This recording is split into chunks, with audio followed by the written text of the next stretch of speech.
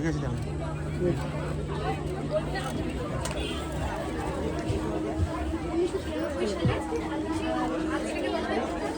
আসুন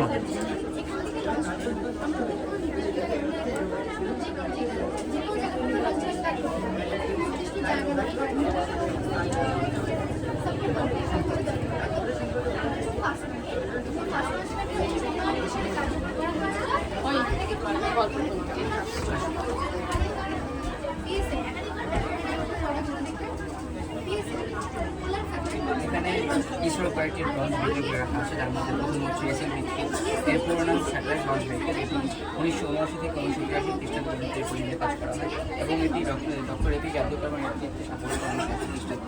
আর এটি 4টি মিশন তৈরি করা হয়, যেগুলো প্রথম যে মিশন তৈরি করা হয়েছিল সেটি লঞ্চ করা হয়, কিন্তু এটি পুরোপুরি ব্যর্থ হয়। তারপর যে লঞ্চ করা হয়েছিল 1980 খ্রিস্টাব্দে এবং 1981 এবং 1983 খ্রিস্টাব্দে আরও সফল লঞ্চার করা হয়, সেগুলি পুরোপুরিভাবে সফল হয়। তারপর এটি হলো কি SLV, এর পুরো নাম আগমেন্টেড satellite launch vehicle.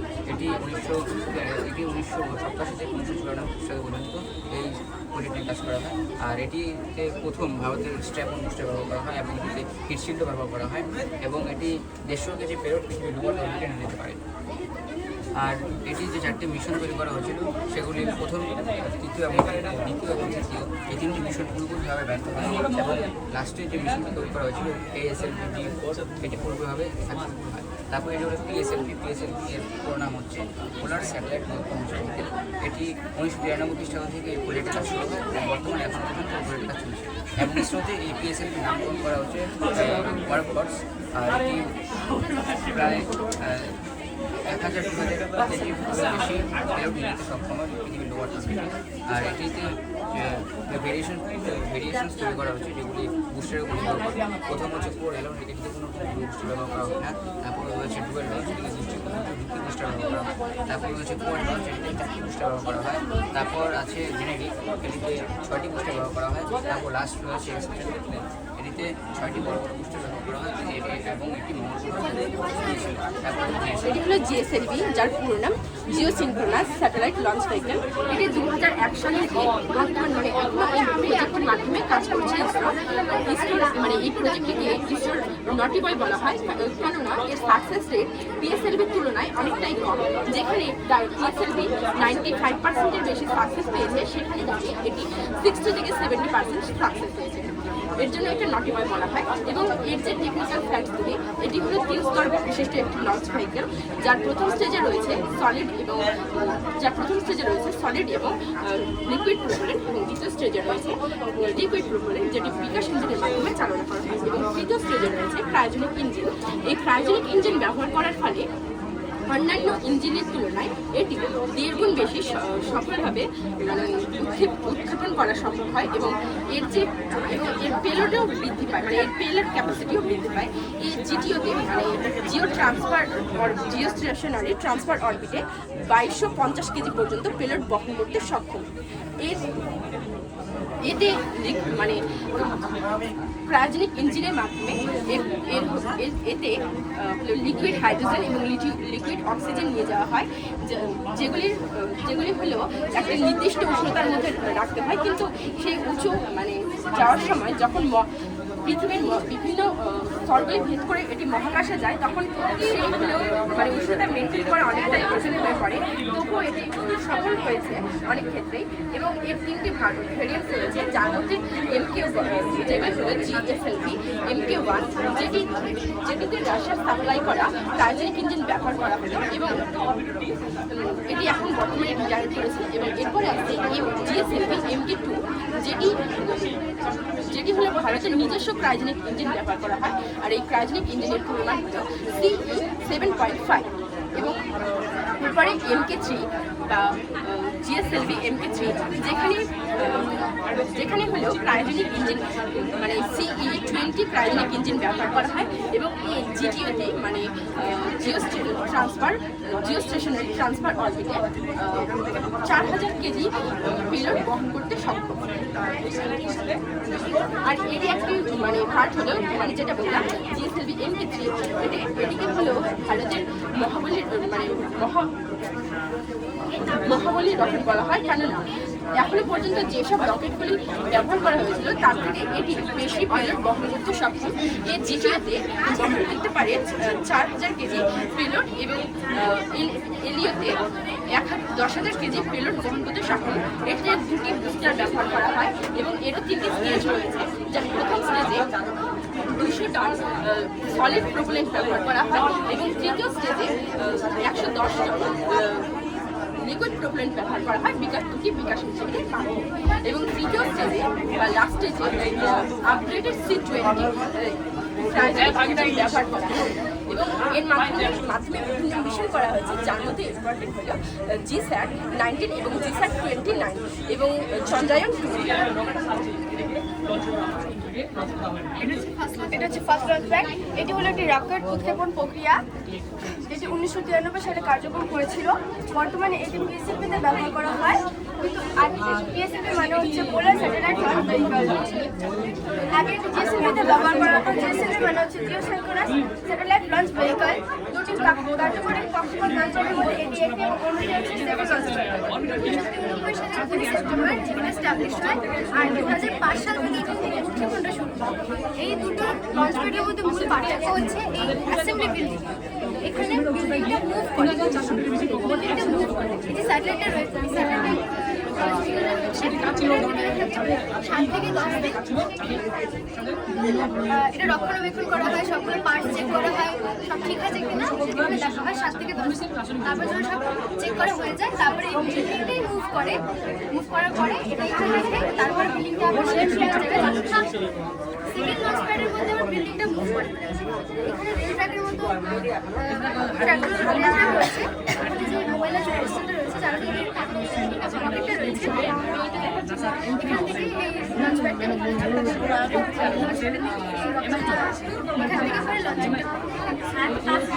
Cryogenic engine বিভিন্ন তাপমাত্রায় জ্বালানি ব্যবহার করে উৎপন্ন করা হয়। এর তাপমাত্রা হচ্ছে -183 থেকে -253 ডিগ্রি সেন্টিগ্রেড।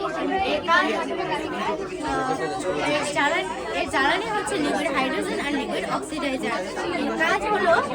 এর কাজ হচ্ছে জ্বালানি এবং অক্সিডাইজার ব্যবহার করে স্টিম উৎপন্ন করা। আর এটা হচ্ছে RLV। ফুল ফর্ম হচ্ছে রিইউজেবল লঞ্চ ভেহিকল। বর্তমান মহাকাশ প্রযুক্তির মূল চ্যালেঞ্জ হচ্ছে কস্ট রিডাকশন।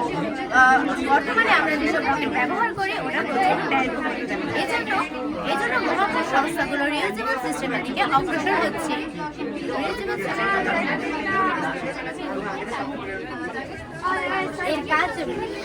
এর মূল লক্ষ্য হচ্ছে গিয়ে বিমান সাথে অবকরণ আর কাঠামো তৈরি করা, একাধিকবার ব্যবহারযোগ্য কাঠামো তৈরি করা।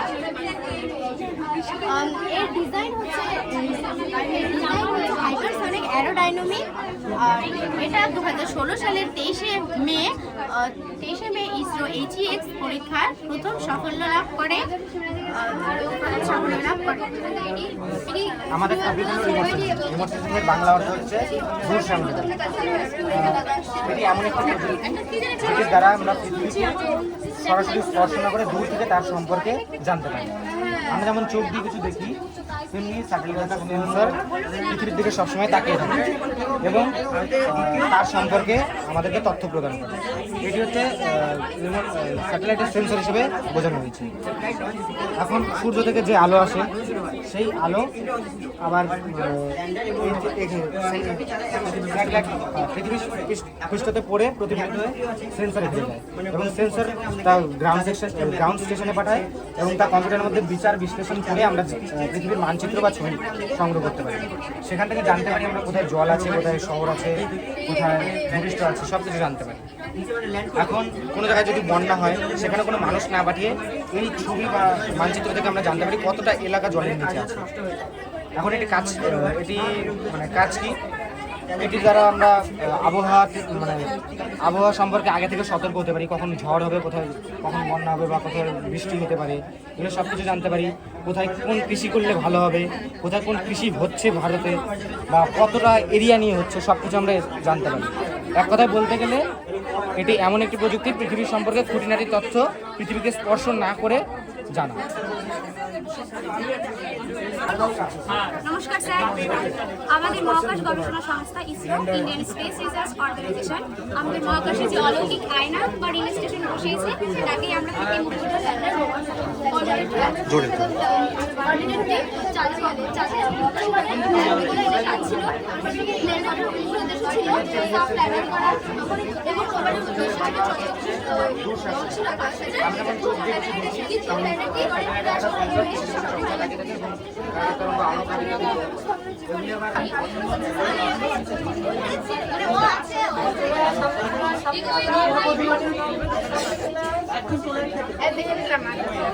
সহজ করে বলতে গেলে আমাদের দেশের একটি দিক নির্ণয় ব্যবস্থা বা ডেমোক্রেসি সিস্টেম।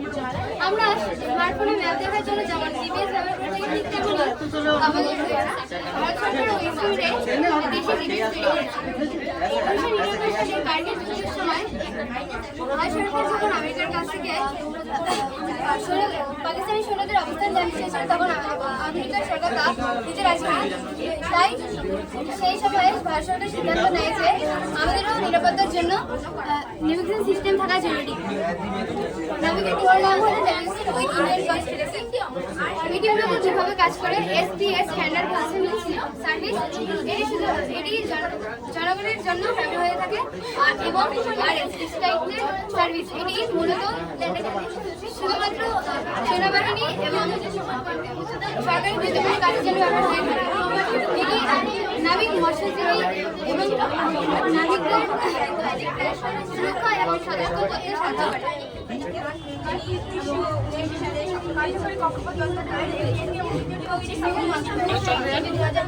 2008 সালে 22 অক্টোবর শ্রীহরিকোটার সতীশ ওয়ালা থেকে মহাকাশ কেন্দ্র থেকে লঞ্চ করা হয়েছিল।